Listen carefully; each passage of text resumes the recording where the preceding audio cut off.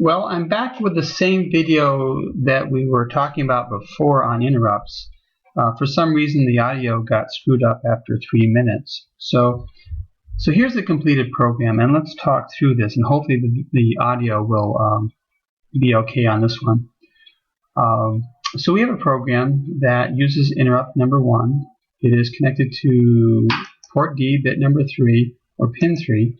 That is mandatory. That pin always pertains to int number 1, if you are using interrupts, that is, So my main program starts at 0, and that is why I have a jump to 0.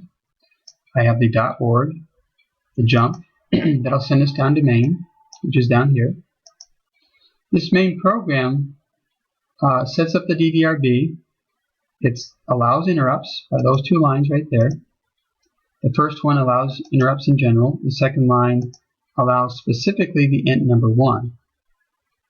Upon doing that, we go into a main program loop, which turns off the motor and just sits there and waits.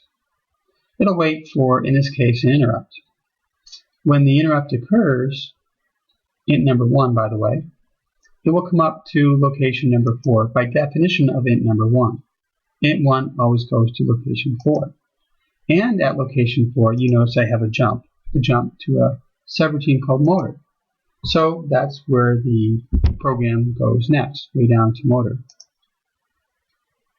And at motor, it turns on the port B, bit number 3. That's where the motor is. So the motor runs for 1 second.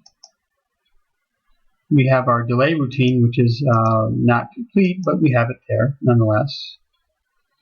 And then the last line of the interrupt routine is an RETI. This will return you back to where you came from. And we came from the main program, and that's where we'll go back to.